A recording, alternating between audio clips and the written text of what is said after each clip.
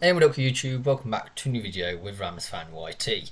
I've been exceptionally busy really recently.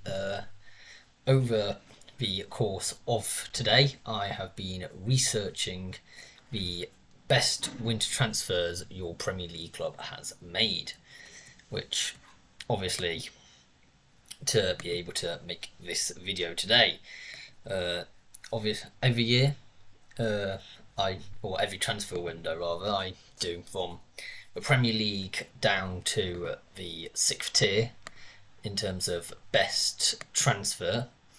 If you are new to this channel, thanks for the 90 subscribers by the way. That's we're only 10 shy of the big centenary, which would be amazing to be able to hit.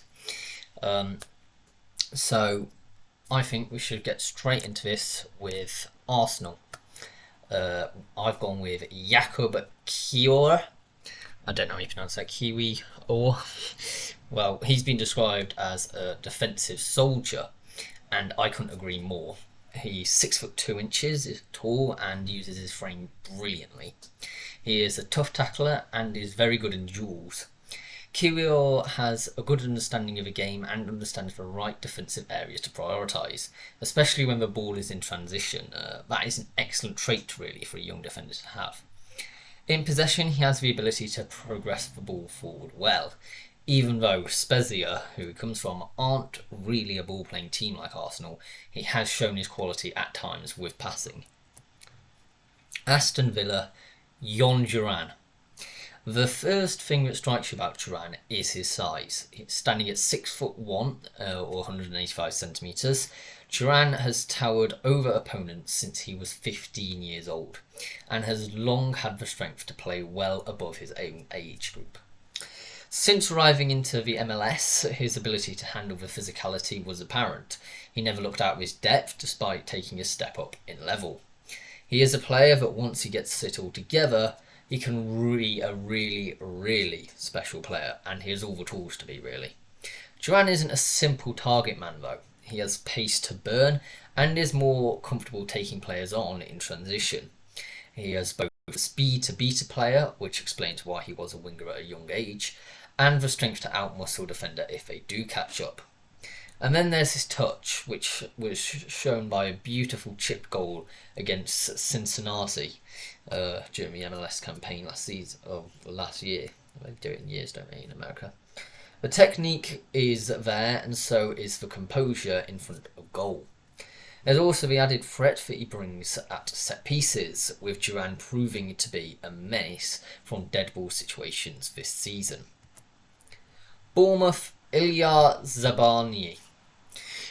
For a 20-year-old defender, Zabarnyi is very tall. He is 187 centimeters, well, 1.87 meters, and is a centre-back. Zabarnyi has broad shoulders, a well-built upper body to match his long limbs, and retains good balance in most scenarios. The young defender operates as the right centre-back in a 4-3-3 and a 4-2-3-1 respectively, although I don't know how Bournemouth are going to be setting up with him. He is usually the centre-back to step out of the line and press his opponent, highlighted by his 6.4 defensive duels per 91. He is fairly vocal, calling for the ball in the defensive line, and likes to direct things physically by pointing his arms. When the defending set pieces, he is seen organising some of the team's midfielders and attackers into position. Although not the leader of his defence yet, they are promising fundamentals in this regard, and certainly isn't shy. In the initial phases to build up play, Zabarnyi positions himself into plenty of space and sets up his body in such a manner where he can collect the ball and swiftly pass to a teammate. He has great positional sense in this regard when the team shifts from left to right, both when defending out of possession and playing in possession. Rarely is he caught off guard by an opponent pressing him, and when they do, he has nimble feet for a tall defender, moving the ball out from one side of his body to another, maintaining a calming presence when he passes it to a teammate. His short to medium range passing is generally very reliable, and there is a confident aura around him on the ball. He is trusted by his teammates in possession, which is very encouraging to see in someone who is still rapidly developing as a player. Usually his progressive passes are played down the flanks to either winger or the advanced fullback, and less so through the centre of the park to a central midfielder. He averages 8 progressive passes per 90. It seems that Zabarnyi has a very good understanding of the pace of the game, and rarely tries to force an opportunity when there is no need to. The teenager's reassuring presence at the back in possession is enhanced when out of possession. He reads an opponent's next move excellently, and for him, this all seems like a game of chess or boxing. He regularly makes the first move, stepping to one side in a one-on-one scenario, before preemptively baiting his opponent to be shut off by his own body position. This is how he most frequently recovers possession, and he almost doesn't tackle the ball at all, just sort of levers himself between the opponent and the ball. When an attacker dribbles at him one-on-one, Zabarnyi postures his frame sideways, allowing him to backpedal with enough pace to keep him up, but this positioning also allows him to step in sharply and engage the ball too. His upper body is slanted somewhat in these moments, where he is sidestepping backwards and then straightening his body when performing the tackle, acting like a brick wall for his opponent. As mentioned earlier, though, Zabarnyi's preference is to not let the attacker run towards him. He steps out of the defensive line and pressures them instead. Most of these pressures, however, are not lapses of rash decision making, they are well-timed pieces of defending that typically results in him either winning the ball back or forcing the opponent to pass the ball in a regressive pass terms. It's very effective, and arguably his greatest asset as a defender at this stage of his development, and his 68.1% defensive duel success rate is a testament to that. When attacking from set pieces, Zabarnyi times his movements inside the penalty area wisely, and typically gets a good connection with the ball when aiming for the goal. Brentford, Kevin Shade. Shade has serious pace, and that, above all, is his biggest strength. He is a versatile player, able to play anywhere across the front line, including as a striker, but Shade is a winger by trade that will make it interesting to see where he can fit into the Brentford 11, given the Bees usually play with wing-backs and strikers. Shade is a real speedster, and Shade is quick to rebounds as a striker, but it's out wide where he stands out, able to turn on the jet swiftly and accelerate away from his marker with trickery and pace. In some ways he is similar to his fellow countryman Leroy Sané in playing style. Brighton and Hove Albion, Facundo Buonanotte. Oh, I cannot pronounce that name, surely. When it comes to play style, it doesn't get any better or silkier than Facundo Buonanotte. I'm going to stop saying that. I'm making a fool of myself. He is a natural when it comes to dribbling with a ball, and he has the ability to handle tight spaces very well. Being very agile, the ball sticks to his feet as he quickly moves past the opponent. This makes him a very good creative playmaker.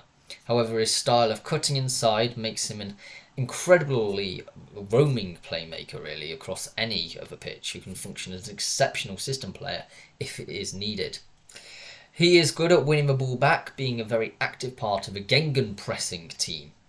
Once the ball is won, he is also good at retaining it and moving forward with it. As mentioned how well he can handle tight spaces, he is also not hesitant to make the right pass, having seen some very exquisite, perfectly timed progressive passes and balls over the top in this season. In his youth academy days, his fearlessness in shooting is evident. These traits make him very unpredictable and dangerous. Even though he isn't the tallest, he is good at heading the ball and can handle the pressure well when marked by opposing defenders. All this not only adds to a very high potential player, but describes a footballer who makes the game very entertaining and fun to watch. An artist, if you will, and I think Brighton fans should be very excited. Chelsea, Enzo Fernandez. I could have waffled on for a good solid hour about Enzo Fernandez, and there were so many sources I looked at, which certainly did, but I've managed to shorten it down to a little bit here. Enzo Fernandez is predominantly a number 8. This means that he is burdened with creating chances for his team, and he excels at that. And that is what resulted in Argentina winning the World Cup, as he was pivotal in their midfield. I know there was other factors. Di Maria was quite good during the first bit that he was playing in, as was Lionel Messi, of course. And the goalkeeping department and the defence was alright as well. But I do think Enzo Fernandez was amazing in that sort of regard.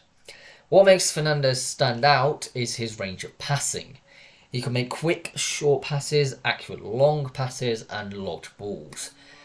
In addition, he is a good dribbler and can move the ball forward either through his passing or dribbling.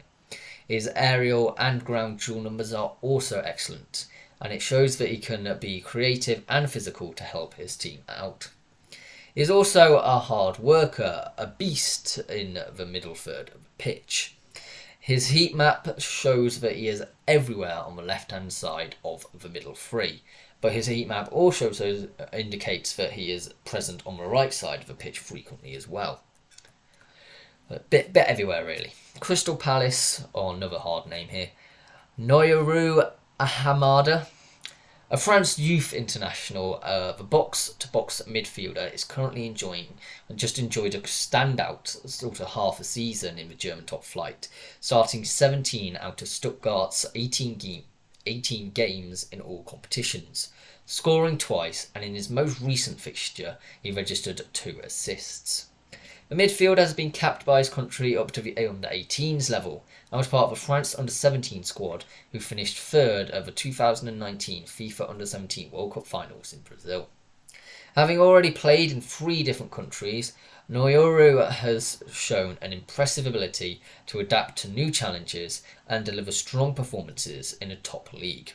His profile, skill set and character make him an ideal fit for Crystal Palace and the demands that await for him in the Premier League. Everton didn't sign anyone. Fulham Sasa Lukic. Lukic is a quick, hard-working, versatile, with good vision, passing and technique and well-rounded midfielder, who is also capable of playing in several positions. Due to his ability to aid his team both offensively and defensively, a right-footed player, he is usually deployed as a creative attacking midfielder due to his vision, passing, technique and striking ability, as well as his adeptness at making attacking runs. Leeds United, Jorginho Rutter. Part centre-forward, part jet-heeled winger, there is something very Gnabry-esque about watching Rutter play, even if he wears Jorginho on the back of his shirt, as he believes it to suit his style better. He is among the 50 quickest players in the Bundesliga, with a top speed of 34.54 km per hour or 21.46 miles per hour. So his pace, direct running and mesmerising dribbling makes him a handful for any defender. Add into the mix that he is equally comfortable out wide as he is through the middle, and it becomes clear just why Rutter is so highly regarded. Going into the 2022-23 winter break, Rutter had 11 Bundesliga goals to his name from 57 appearances. And despite scoring almost half of those with his right foot of 5, the attacker actually says he is better with his left, with which he has struck 3 times. I actually quote him, he says, "I think my left foot is my stronger foot, but I'm extremely confident with my right foot as well. I'd say I'm 2-footed, but a bit stronger with my left foot." His qualities come to the fore in one-on-one situations. He can outfox a lot of opponents with his speed.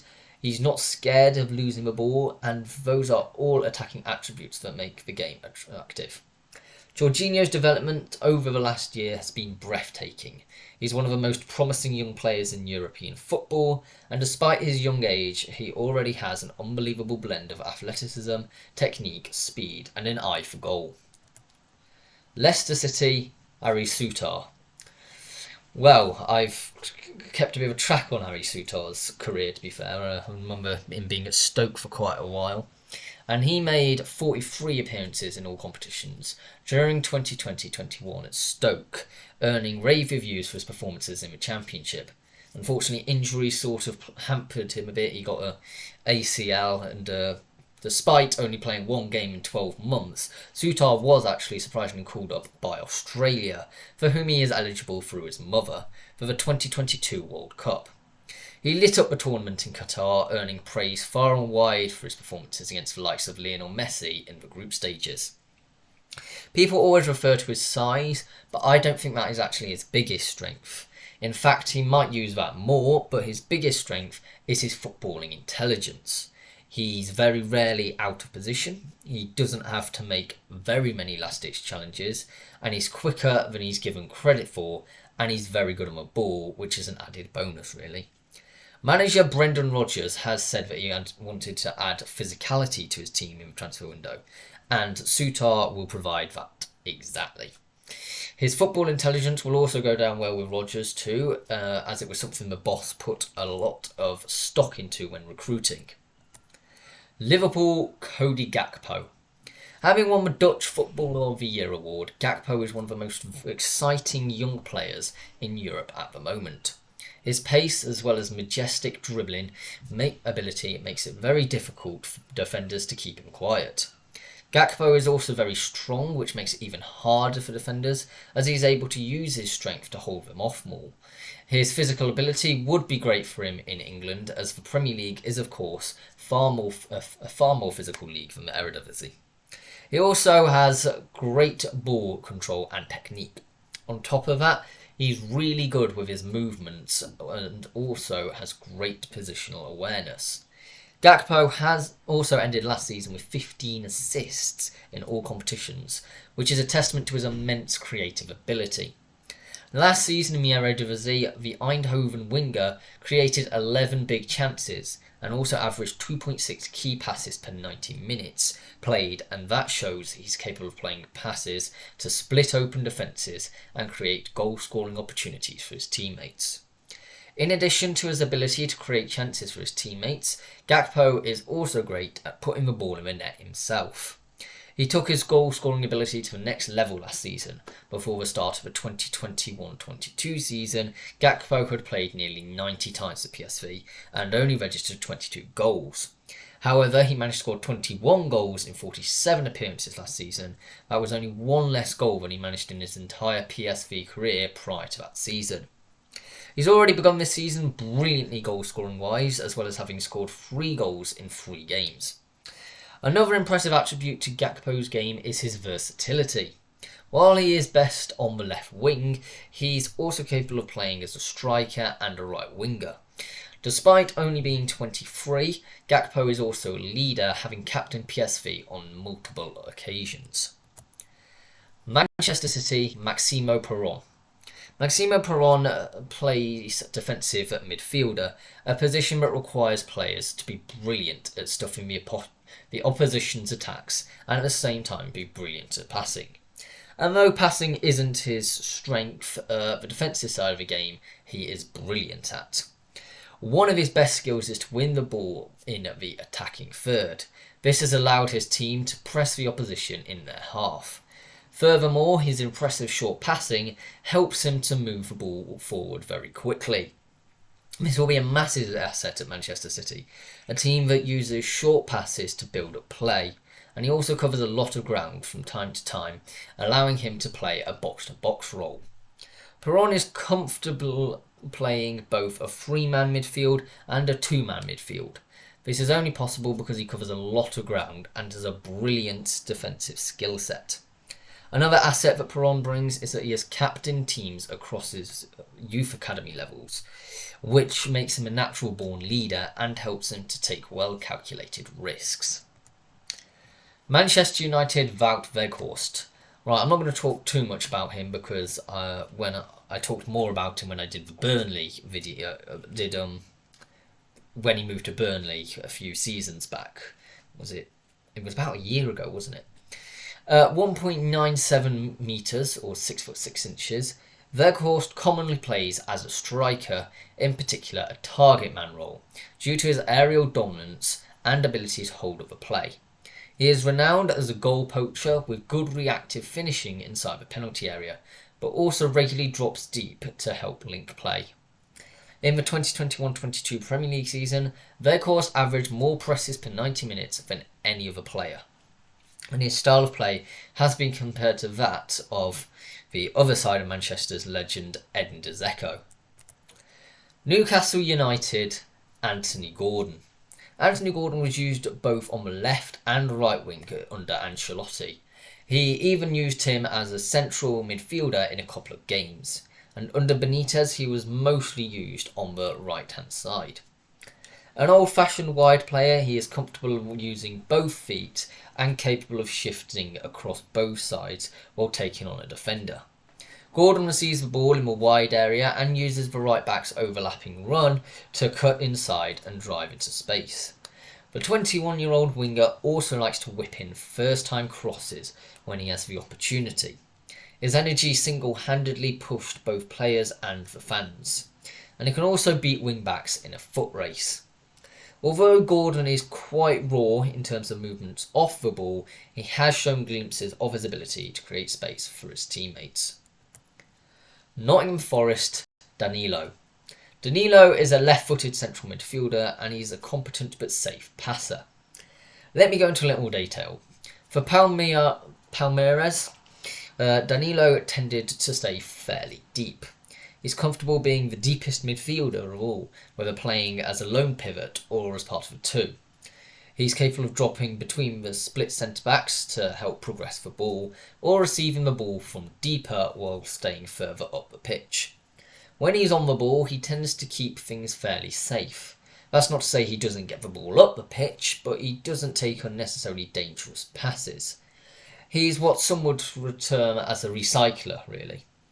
It's not all sideways passes with Danilo. He'll pop up it forward in midfield if he can, and he's more than capable of spraying the ball out wide for a fullback to run onto, or playing a longer ball into a space from time to time.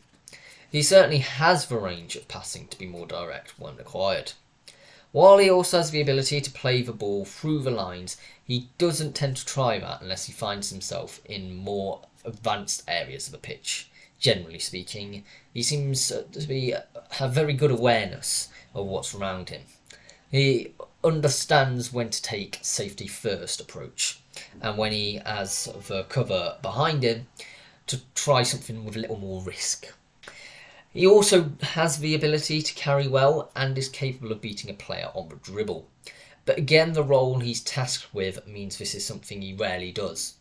Unless he receives the ball in a tight space or he's freed from his deeper role to get into more advanced areas, he rarely looks to carry the ball, instead typically maintaining a conservative position and keeping the ball circulating. He is technically secure and he doesn't surrender the ball too often. Off the ball, Danilo is just as interesting. He has good awareness of what's around him and a strong positional sense, as is needed from a deepest midfielder in a team. He tracks back well, filling it in for the defensive line when it is required, and he has a strong knack for intercepting cutbacks crosses into the penalty area, which is always a promising sign. He will often be asked to back up the press, and he certainly has the energy for such a role. Generally speaking, he's very proactive with his decision making and looks to engage opponents rather than forcing them to make a decision.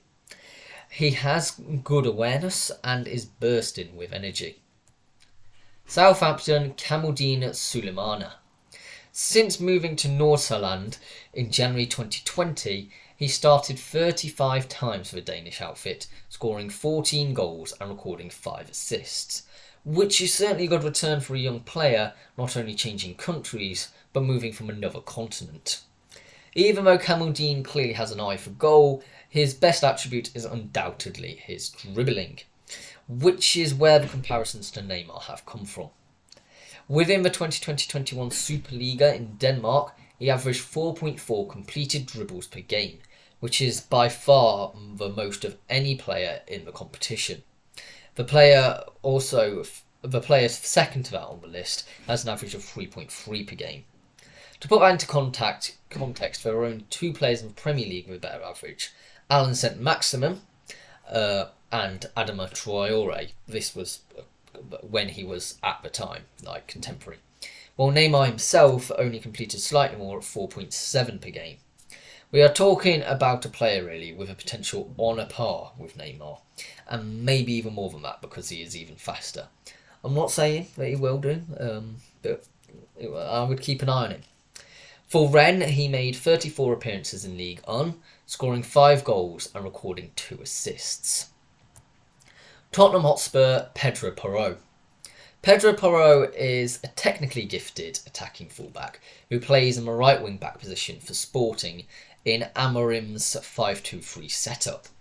The wing back position in this setup is very demanding, and Porro fills the role seamlessly, which makes me believe he would not have any problems adjusting to the demanding play of the EPL. Pedro Porro's crossing, passing, shooting and dribbling ability makes him a big threat going forward, and is always a threat on the offensive end. In the 2020-21 season, Porro scored 4 goals and 4 assists, and he improved that mark in the 2021-22 season, scoring 5 goals and dishing out 6 assists. Porro has also proven to be a viable option at set pieces and regularly takes corners as well as penalties. Porro has also shown to be a capable free kick taker if needs be. Defensively, Porro does not shy away from his duties and celebrates a tough challenge as much as he does a goal. His ability to commit to both ends of the pitch, along with his passion, has made him a real fan favourite among the Sporting faithful. At 23 years old, he still has a lot to grow and to learn, but he is undoubtedly one of the most talented players in the world at his position, stroke age group. West Ham United, Danny Ings, or as I refer to, Mr. Southampton, considering that's where I mainly know him from, although I do know he did play for Burnley for quite a bit as well. Ings is a striker who likes to keep defenders guessing. He tends to make runs in behind centre-backs in the central spaces, pulling opposition's backlines out of position, while with his movement when his team are in or out of possession. He has previously enjoyed his best seasons when he is accompanied by a more physical striker alongside him, or at least a player who is capable of holding the ball up and bringing others into play. Ings flourished in a 2-striker system at Burnley under Saunders and works hard to find pockets of space in the area to get on the end of crosses.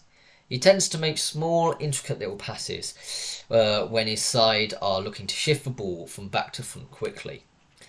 Ings works hard to make himself involved in pressing movements when his teams are out of possession and plays with energy, attempting to make a nuisance of himself by closing down passing lanes for opposition defenders.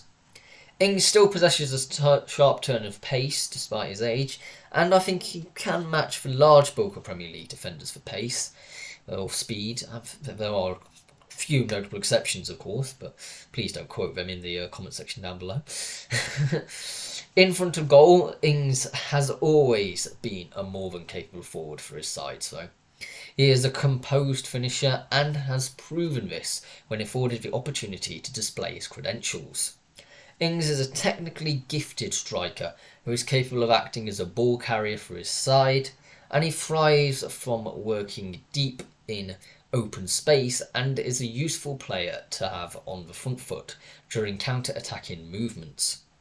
The 30-year-old is an intelligent player who is capable of creating space in the opposition's defences for both himself and for his teammates. This was particularly prevalent during his time at Burnley, with Ings and his alternating strike partners exploiting gaps in behind backlines created by one another with relative ease. As aforementioned, Ings remains a more than capable finisher in front of goal, and if West Ham can supply him with correct service, he shouldn't have much of a worry with scoring goals for the club. An underrated quality of Ings is also his capabilities in the air. Although he is more use when he is running in behind a defender or connecting low with low line crosses, into the box. He is more than competent in heading the ball, and proved this during his time at Burnley, certainly. Another of Ings' strengths is his ability to counter-press when his side have surrendered possession.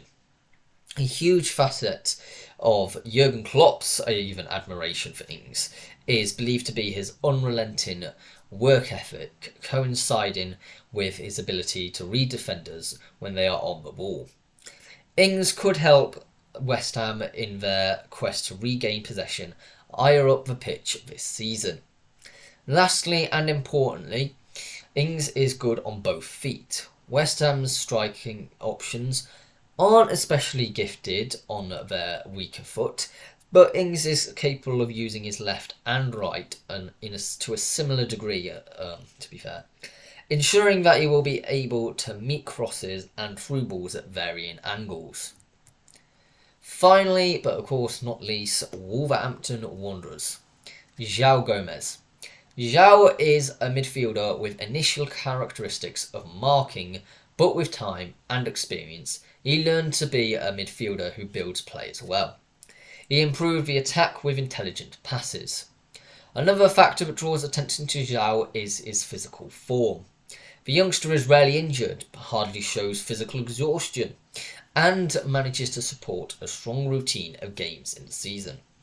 Physical form and marking, tackling are his main strengths, but he also evolved to be the arrival of the attack. That doesn't make sense. He has also evolved to being the person who created the attacking movements, we'll say, and has been doing the work box to box, really.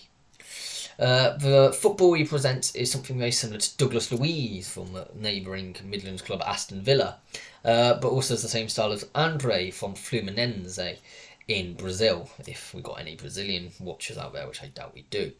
But they share very similar characteristics.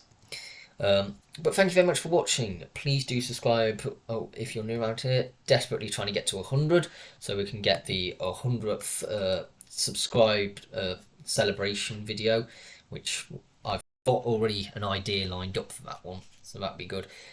We've got the history of your club, of course. I think it might be Northampton Town, but I'm not sure. No, I don't think it is Northampton Town. Mansfield Town, sorry. Fellow Midlands club. Nigel Clough, of course, manager, son of Brian Clough, at the moment. And we'll also continue this series, although it should normally be on Tuesdays. It's just the transfer window closed last night, of course. So goodbye for now.